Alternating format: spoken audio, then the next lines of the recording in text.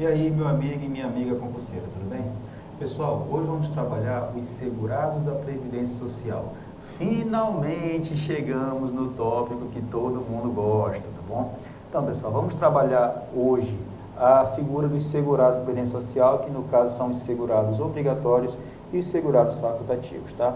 A gente vai dividir essa aula em blocos, porque são bastante segurados e é para a gente ficar bem esperto com isso em relação a como cair em prova. Tá bom? Então, pessoal, antes de começar, vamos pedir aquele favorzinho para vocês, tá bom? Ó, curta, inscreva-se e compartilha. Dá essa força aqui pro canal, gente, para a gente continuar ofertando videoaulas gratuitas para que você possa ser aprovado no seu tão sonhado concurso público. Tudo bem? Então, vamos lá, pessoal. Sem mais delongas, vamos aqui à nossa aula de Direito Previdenciário. Professor Iane Gentil, seu professor de Direito Previdenciário aqui do nosso canal, certo? Vamos trabalhar hoje a figura dos segurados da Previdência Social. Tópico que cai muito em prova, na prova de direito previdenciário, principalmente na prova do INSS. Estou ligado que você está de olho nesse concurso, bem? Então, vamos lá. Vou fazer aqui uma introdução, pessoal, sobre os segurados, tá? Onde eles estão, assim, onde eu encontro na lei? Vocês vão encontrar no decreto 3048, eles estão do artigo 9 até o artigo 12 desse decreto, certo? Então, vamos lá. São os segurados que irão financiar a Previdência Social. Turma, cuidado. Essa galera aqui não vai financiar a Seguridade. Eles vão financiar a Previdência, tá bom? Lembrando que a Seguridade é aquele tripé, né? Que comporta a Previdência Social, a Saúde e a Assistência Social. Então, essa galera aqui que a gente vai falar é da Previdência Social, tá bom? Divide-se em dois grupos. Pessoal, os grupos são os segurados obrigatórios e os segurados facultativos. Eu quero que vocês fiquem espertos, pessoal, só com os segurados obrigatórios, tá? Porque tem as categorias de segurados obrigatórios. Os facultativos não tem categoria, tá? Os segurados facultativos é só umas pessoas específicas e pronto. Vamos ver isso aqui lá no final da aula. Mas os segurados obrigatórios, esses de tomar muito cuidado, pessoal, são os empregados, empregado doméstico, contribuinte individual, trabalhador avulso, segurado especial. Então, você tem que saber quem são os obrigatórios, tem que distinguir deles os facultativos, saber quem são esses obrigatórios e como eles se distinguem entre si, que às vezes você pode confundir um com o outro, e é muito comum isso acontecer, tá bom? Mas a gente vai trabalhar para vocês ficarem com o conteúdo bem firme na mente de vocês, tá? Então, vamos lá. Vamos trabalhar aqui, turma, os segurados obrigatórios. Quem são eles? Ó, é o empregado doméstico, o contribuinte individual, o trabalhador avulso e o segurado especial. Turma, é muito comum as pessoas confundirem entre o contribuinte individual e o trabalhador avulso, pensar que é a mesma coisa, e não é a mesma coisa. Tem alguns detalhes, tem alguns nuances que diferenciam um do outro, tá bom? Então, primeira coisa que você tem que decorar, quem são os segurados obrigatórios? É o empregado doméstico, o contribuinte individual, o trabalhador avulso e o segurado especial, tudo bem? Vamos lá, vamos trabalhar hoje nessa aula, vamos trabalhar somente a figura do empregado. Mas antes de chegar no empregado, temos alguns detalhes que vocês precisam ver também, vocês saberem do que se trata, tá?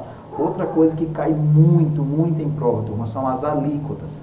Teve mudanças, tiveram aqui algumas mudanças com relação às alíquotas, com relação à lei previdenciária anterior, tudo bem? Ó, as alíquotas agora ficou o seguinte: para o empregado doméstico e o trabalhador avulso, as alíquotas são de 7,5%, 9%, 12% e 14%. De novo, 7,5%, 9%, 12% e 14%. Professor, é 7,5% para esse, 9% para esse outro? Não. Essas quatro alíquotas é para esses três aqui. Tem empregado que vai contribuir com 7,5%, tem empregado que vai contribuir com 9%, tem empregado que vai contribuir com 12%, tem empregado que vai contribuir com 14%. E assim acontece com os outros dois também. Ah, mas por quê? Fácil, pessoal. É aquela coisa, quem ganha mais, contribui com mais. Quem ganha menos, contribui com menos. Tá bom? Então, essas são as alíquotas para o empregado doméstico e o trabalhador avulso. Professores, podem perguntar na prova, por exemplo, quem ganha tanto vai contribuir com 7,5%, 9%, 12% ou 14%? Olha, não é muito comum eles cobrarem isso em prova, até porque vai de acordo com o salário mínimo, e todo ano muda. Então, essa tabela vai sempre mudando de ano em ano. Então, eu acho muito improvável que eles cobrem, sabe? A pessoa que ganha R$2.000, ela vai contribuir com quantos por cento? Isso aí eu acho que não vai ser cobrado, até porque eu nunca vi sendo cobrado em prova do INSS. Mas se você quiser saber, para fim de curiosidade, até mesmo para anotar, para se facilitar, fique à vontade, tá? Você vai lá no decreto, nos artigos, que lá tem dizendo, tudo bem? Vamos lá. Ó, lembrando, pessoal, os segurados obrigatórios são o empregado doméstico, contribuinte individual, trabalhador avulso e o segurado especial. São 5. E essas alíquotas aqui não é para todo mundo, não. É só para o empregado doméstico e o trabalhador avulso. Para o contribuinte individual, as alíquotas são diferentes. Ó, é 20%, é uma porrada que o contribuinte individual paga, tá? Ou ele pode contribuir na alíquota reduzida, que é de 11% do salário mínimo, tá? Também chamado de plano simplificado. Só que nesse caso aqui, se ele contribuir com 11%, ele só vai receber o aposento dele no valor de um salário mínimo, tá bom? Essa porrada aqui de 20%, ele recebe até o teto se ele quiser, tá bom? Isso aqui é uma contribuição bem alta, mas em compensação também vai receber um aposento bem interessante. Agora, se ele quiser só contribuir no mínimo, 11%, mas só vai receber um salário mínimo, e isso aqui é para contribuinte individual. Ah, professor, eu sou contribuinte individual, mas eu sou microempreendedor individual. Como é que eu pago nesse caso? Nesse caso, para quem é o MEI, que é o famoso microempreendedor individual, ele vai pagar a alíquota de 5%, tá? E também só vai receber um salário mínimo, tá certo? Então, de novo, para o contribuinte individual, são 3 alíquotas, 20%, ou 11% para receber o mínimo, ou 5% se ele for MEI e também vai receber um salário mínimo, certo? Para o segurado especial, que a gente vai ver mais na frente, é o seguinte, pessoal, rapidinho aqui, ó, o contribuinte individual é aquela pessoa que trabalha por conta, tá? A pessoa que trabalha por conta presta serviço e ele tem que pagar INSS. É só uma pequena introdução para a gente ver com mais detalhes depois. Já o segurado individual é aquela pessoa que trabalha no campo, tá bom? Pessoa que trabalha no meio rural, tá? É o famoso segurado especial. Ele é 1,3%, é bem baixinho, tá? Sobre o valor bruto da comercialização dos produtos rurais, e quem faz o recolhimento é a empresa que compra. Então, para o segurado especial, pessoal, a alíquota é de 1,3%, bem pouquinho, tá? E é em cima que ele paga da comercialização dos produtos. Então, ele tem uma horta, vende os produtos, aí é descontado esse valorzinho aí para o INSS, tá bom? Então, aqui, ó, de novo, para o empregado doméstico, trabalhador avulso, 7,5%, 9%, 12%, 14%. Contribuinte individual, 20%, ou 11% para receber um salário mínimo, ou 5% se ele for MEI e também recebe um salário mínimo. Para o segurado especial, 1,3% sobre a venda de mercadorias e quem recolhe é a empresa que compra a mercadoria dele, tá bom? Para o segurado facultativo, ou não, pessoal, segurado facultativo, esses aqui são os obrigatórios, eles têm que contribuir de qualquer jeito. O facultativo, pessoal, tem a possibilidade de contribuir ou não. Ele não é obrigado a contribuir, por isso que ele é o facultativo, tá bom? Vamos lá na frente, vamos ver mais detalhes. Bem, ele, pessoal, ele segue as regras, se você perceber, as regras do contribuinte individual. Mesmas alíquotas, 20%, normal, ou 11% para receber o salário mínimo. Agora, se o segurado facultativo for uma dona de casa de baixa renda, não é qualquer dona de casa, é a dona de casa de baixa renda. Ela vai contribuir com 5% do salário mínimo, mas também ela vai receber só um salário mínimo. Então, de novo, recapitulando, vocês vão abusar, mas vão ter que decorar isso aqui, não tem pra onde correr. Essa tabelinha tem que estar na ponta da língua de vocês, tá bom? Então, para o empregado doméstico e trabalhador avulso, é 7,5%, 9%, 12% e 14%, de acordo com o que cada um ganha. Para o contribuinte individual, 20%, ou 11% para receber o mínimo, ou 5% se for MEI e também recebe um salário mínimo. Segurado especial, 1,3% sobre a comercialização da venda de produtos e quem recolhe é a empresa que compra. Segurado facultativo, 20% normal, ou 11% para receber o salário mínimo, e se for uma dona de casa de baixa renda, 5% do salário mínimo e também recebe só um salário mínimo. Tudo bem? Então, pessoal, essas alíquotas aqui, vocês têm que decorar, não tem para onde correr. E não é tão difícil, se você perceber direitinho, não é tão complicado. que você vai fazer? Decorar quem são os segurados obrigatórios e decorar os segurados facultativos. Tudo bem? Vamos lá. Vamos falar agora do primeiro segurado obrigatório aqui da nossa lista, tá? Turma, nesse bloco vamos trabalhar só o segurado empregado, tá bom? Os outros blocos vamos trabalhar os outros segurados, até porque é bastante gente, a gente vai ter bastantes blocos aqui sobre esse assunto, ok? Vamos lá, vamos falar do segurado empregado, bem simples, tranquilo, tá? Ó, tem presunção de recolhimento. Pessoal, é o seguinte, vamos supor que você é empregado de uma empresa e você trabalhou lá uns 10 anos. Só que a empresa nunca pagou o INSS. Ela diz que pagava, mas nunca pagou. Aí você vai lá no INSS e está lá constando que não, que a empresa não pagou. Só que você chegou lá com sua carteira de trabalho assinada. Então, você tem a presunção do recolhimento. Mesmo que a empresa não tenha repassado para o INSS, você não perde o seu direito. A empresa que se vire para pagar o INSS é a empresa que está em débito e não você. Tudo bem? Porque você tem a presunção de recolhimento. Se a empresa pagou, não, problema dela. O seu recolhimento está lá garantido, tá bom? É obrigação da empresa o recolhimento e o repasse do recolhimento ao INSS. Então, não é você que vai tirar do seu dinheiro e pagar o INSS. É a empresa que vai descontar do seu contra-cheque e ela que deve pagar o INSS, tá bom? Isso é responsabilidade da empresa. Os segurados obrigatórios que pertencem a esta categoria são trabalhadores que, em regra, mantêm vínculo de trabalho com aqueles que contratam seu serviço. O famoso empregado, pessoal. Então, o empregado tem um vínculo de contrato com a empresa, que é a empresa que contrata o serviço dele. Bem simples, não tenho o que explicar aqui. Estão inclusos nesta categoria, dentre os outros. Isso cai muito em prova. Eles vão jogar aqui uma categoria e perguntar, essa categoria é o quê? É empregado, trabalhador avulso, contribuinte individual? Tem que ficar espertos com essas categorias aqui, turma, tá bom? Vamos lá, primeira. Aquele que presta serviço de natureza urbana ou rural à empresa. Ah, professor, o senhor falou que o rural é o segurado especial. Não, eu não falei que o rural é o segurado especial. É aquela pessoa que trabalha no campo. Agora, esse aqui, pessoal, é o empregado de uma fazenda, por exemplo. Se o cara é empregado, ele é um segurado empregado, tá bom? Fiquem espertos com isso.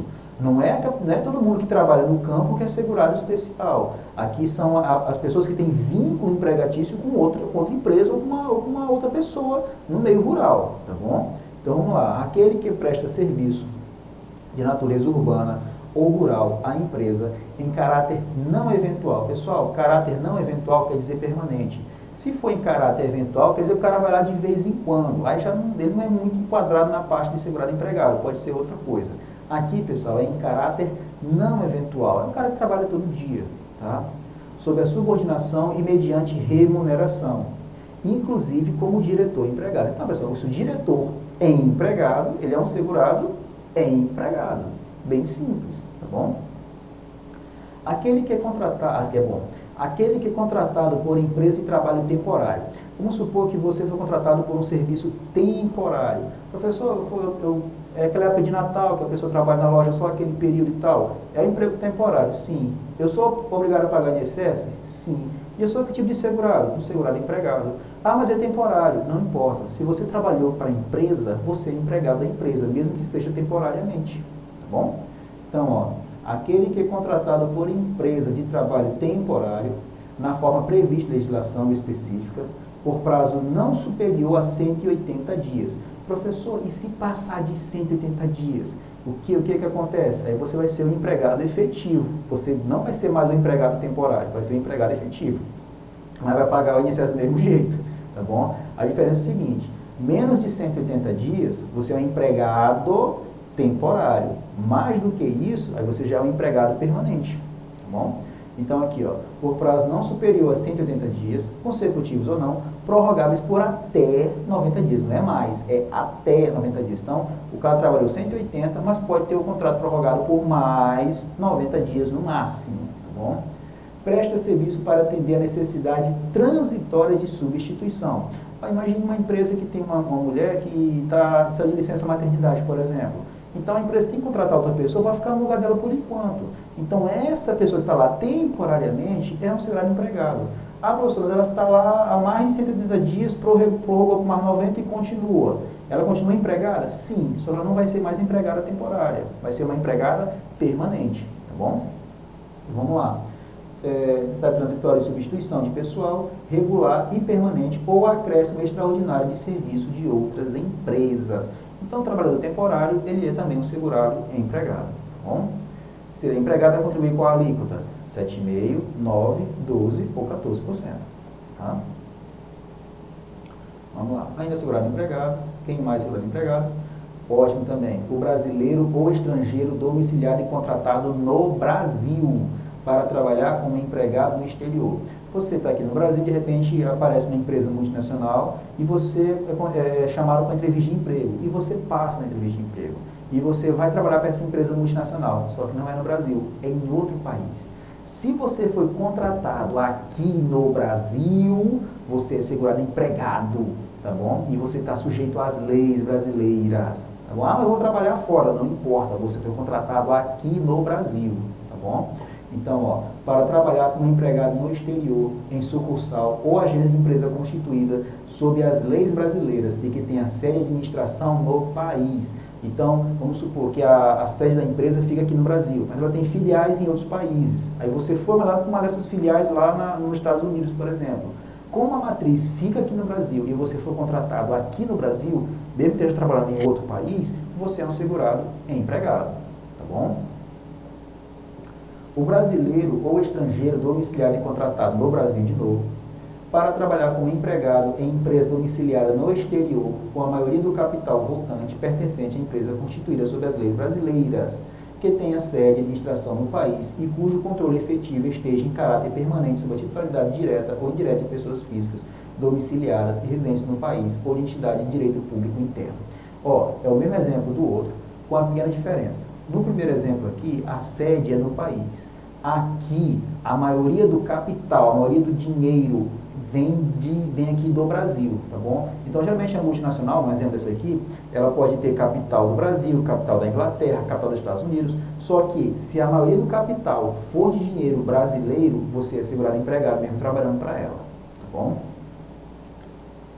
Aquele que presta serviço no Brasil, a missão diplomática, isso aqui é interessante também, ou a repartição consular de carreira estrangeira e a órgãos a elas subordinadas ou a membros dessas missões e repartições excluídos. Olha só, pessoal, interessante, ó.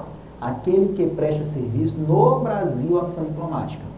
Imagine que vem um diplomata de outro país, né, por exemplo, e vem aqui para o Brasil. Se ele está trabalhando aqui no Brasil, segurado empregado. Só que tem a exceção, pessoal, olha só.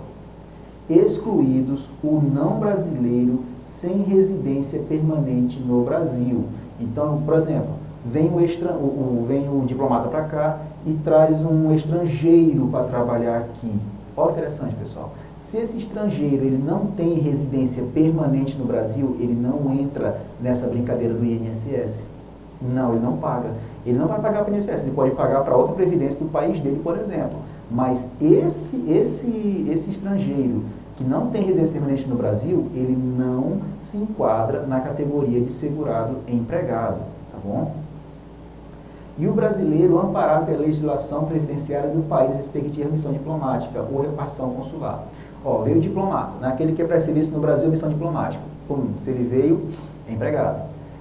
Veio um estrangeiro com ele. Esse estrangeiro não tem residência permanente no Brasil, não paga. Veio um brasileiro com ele, só que esse brasileiro foi contratado num outro país. Ele não foi contratado aqui, foi contratado lá. Como ele foi contratado lá, o brasileiro também não tem, ele não vai ser segurado empregado, não tem nenhum vínculo aqui com o nosso INSS, porque ele foi contratado no outro país. O outro país é que mandou ele vir aqui. Tudo bem? Tranquilo. Então, pessoal, muito cuidado com a figura do brasileiro e do estrangeiro, nesse caso aqui dos diplomatas, tá bom? Então, como o brasileiro foi contratado lá no outro país, então ele veio para cá acompanhando o chefe dele. Então, ele está amparado pela legislação previdenciária do país onde ele foi contratado, e não aqui do Brasil, tá bom? Próximo. O brasileiro civil que trabalha para a União no exterior, em organismos oficiais internacionais, dos quais o Brasil seja membro efetivo, ainda que lá domiciliado e contratado, salvo se amparado por regime próprio de previdência social. Professor, você falou agora, o cara que é contratado no outro país, lá na missão diplomática, ele não é empregado. Correto. Aqui o caso é diferente, totalmente diferente. Ó, o brasileiro civil que trabalha para a União no exterior.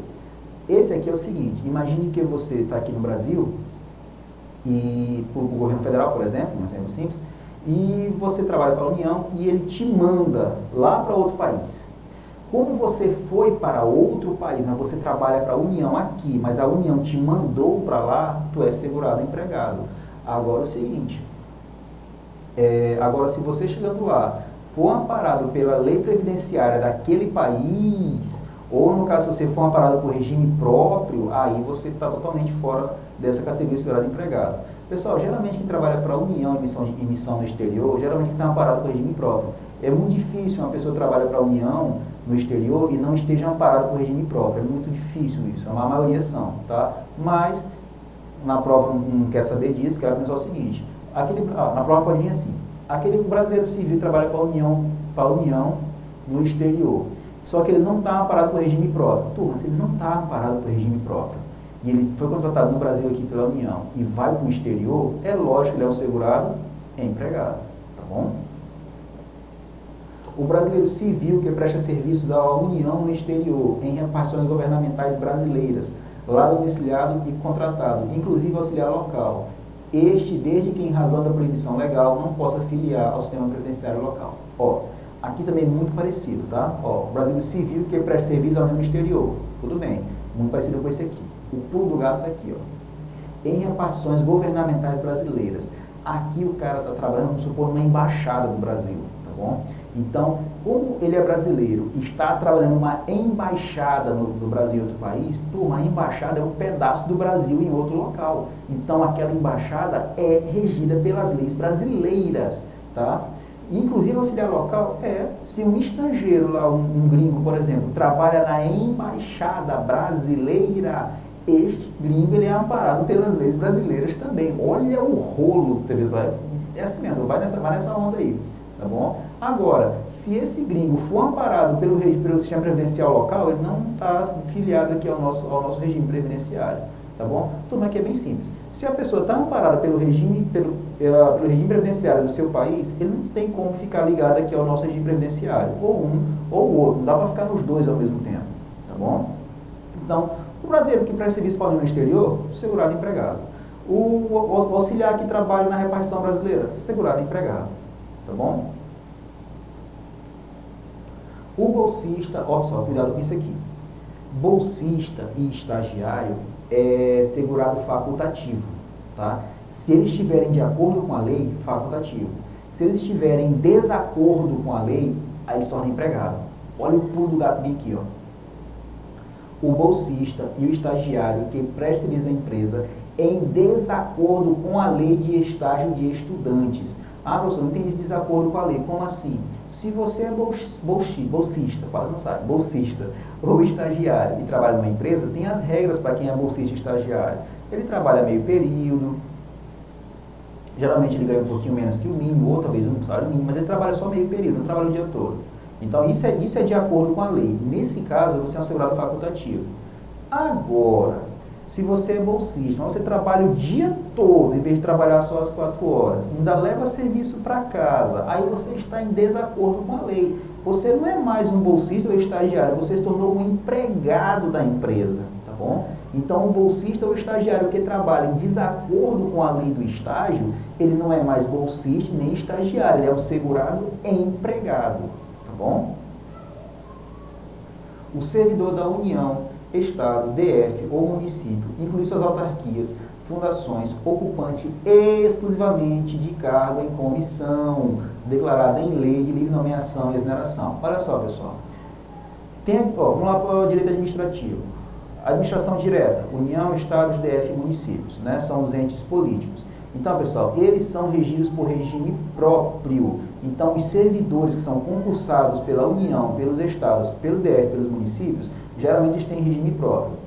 Agora, os cargos em comissão, são aqueles cargos de livre nomeação e livre exoneração, como, por exemplo, os secretários, essa galera que trabalha assim, subordinado a uma chefia geral, então esses são os famosos cargos em comissão, são os cargos de direção ou assessoramento também chamado, tá bom?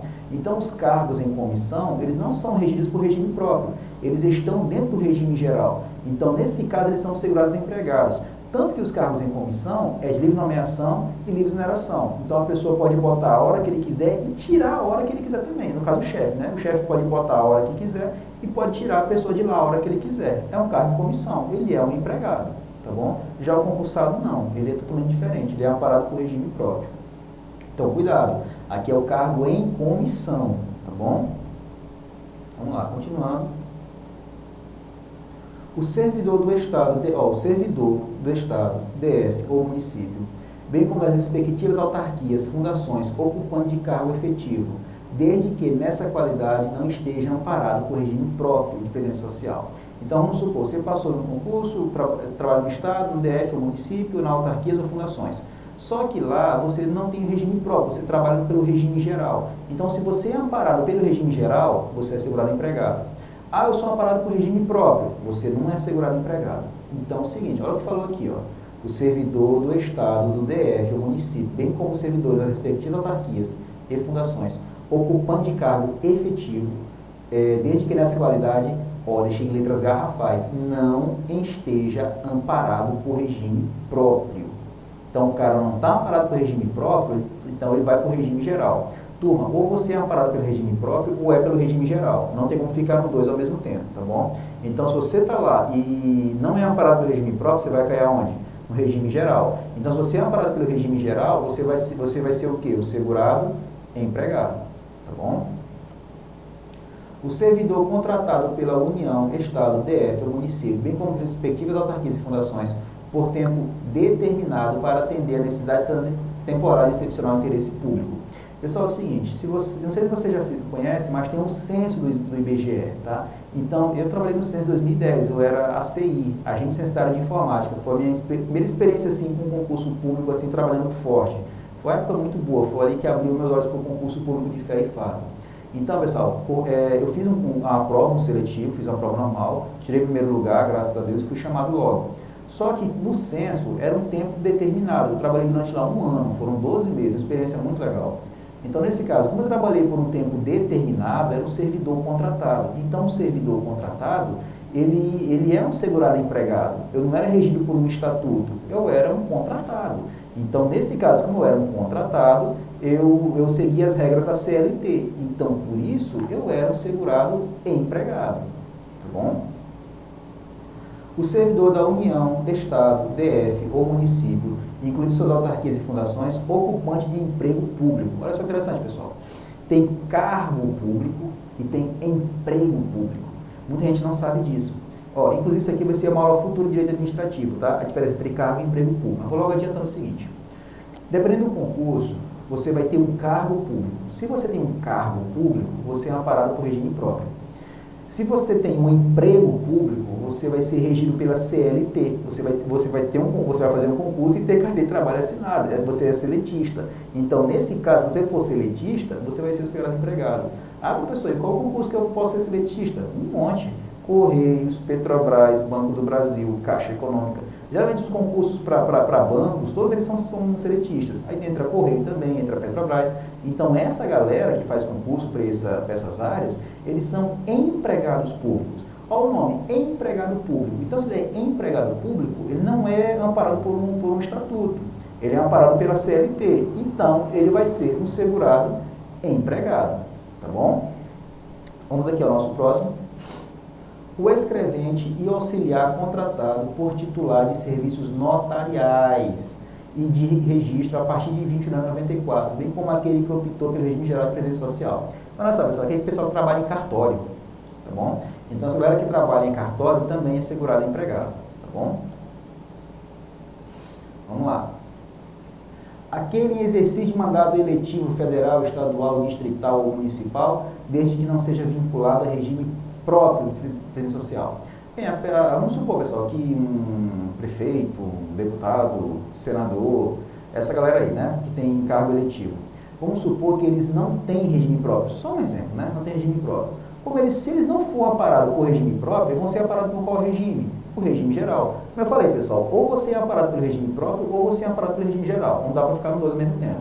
Então, se não tem um regime próprio, sobrou qual? O regime geral. E você vai ser um segurado empregado, tá? Turma, é o seguinte, toda vez que a questão falar que o cara não é amparado por regime próprio, vocês, ó, já fica ligado, regime geral. E já subentende que é um segurado empregado, tá bom?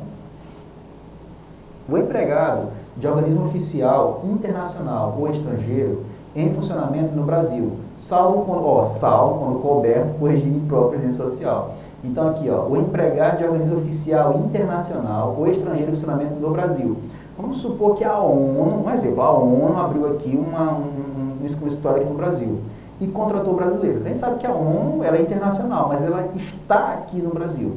Então, quem trabalha para a ONU aqui no Brasil é um segurado e empregado, porque está aqui no Brasil. Agora, se a pessoa for coberta pelo regime próprio, saiu do regime geral, não é mais empregado. Se ela não for coberta pelo regime próprio, então ela está no regime geral e vai ser um segurado e empregado. Tá bom?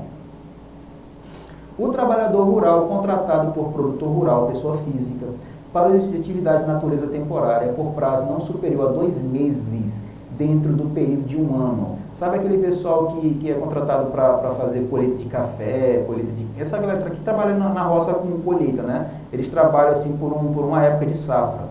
Então, essa galera que não trabalha por mais de 2 meses no período de 1 ano, ele é um segurado empregado, tá bom? Trabalhador rural contratado por produtor rural, pessoa física.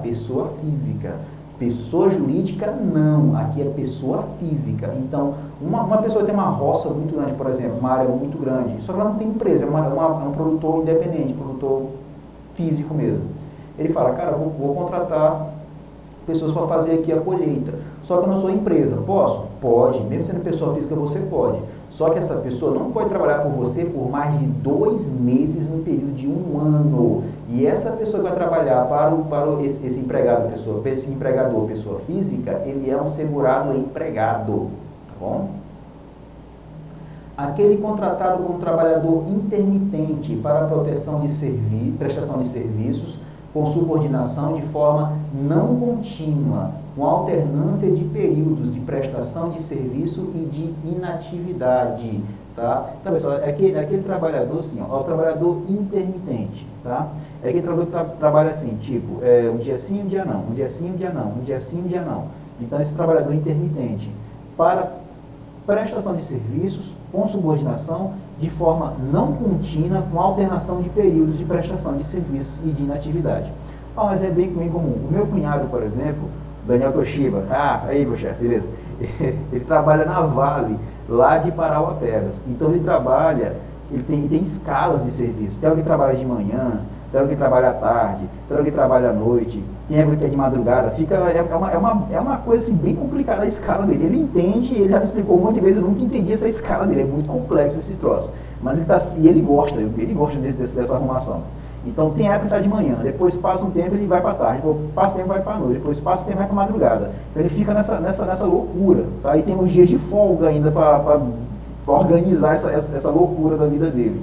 Então, Daniel Toshiba, meu cunhado, é meu irmão de outra mãe. Então vamos lá, então esse meu cunhado, no caso, ele é um trabalhador intermitente, vamos dizer assim. E ele é um segurado empregado. Tá bom, turma? Beleza. Então, pessoal, nós terminamos aqui o nosso primeiro bloco sobre segurados obrigatórios, tá? No caso, a gente falou só dos segurados empregados. Falta ainda o empregado doméstico, contribuinte individual, trabalhador avulso, segurado especial e o segurado facultativo. Falta uma galera ainda, tá? Nos outros blocos, vamos trabalhar os outros segurados obrigatórios e, por último, vamos trabalhar a figura dos segurados facultativos, tá bom? Então, pessoal, agradeço por ter chegado até aqui. Foi um pouco longo, eu sei, mas é assim mesmo, tá bom? Faz parte da brincadeira. Você pode ver esse vídeo várias e várias vezes, faça as suas anotações, faça seu resumo, principalmente seu caderno de resumo tem que estar ali preparadinho para você. Às vezes você vai na rua resolver alguma coisa, leva o caderno. Não tem nada para fazer, vai olhar ali o resumo, então assiste a videoaula pelo celular também, para dar essa força aqui pra gente, tá bom? Então, obrigado mais uma vez por chegar até aqui, turma. Então, antes de finalizarmos, quero pedir aqui, por favor, para vocês, ó, curta, inscreva-se e compartilhe, turma. Dá essa força aqui pro canal para a gente continuar ofertando videoaulas gratuitas para que você possa ser aprovado no seu tão sonhado concurso público. Tudo bem? Então, pessoal, mais uma vez eu agradeço. Força no seu estudo, força, fé e honra, faça tudo direitinho, que a sua aprovação vai dar certo. O concurseiro não estuda para passar, o concurseiro estuda até passar, tá? Então, turma, mais uma vez, fiquem com Deus, um forte abraço e valeu, pessoal. Até a nossa próxima aula. Tchau!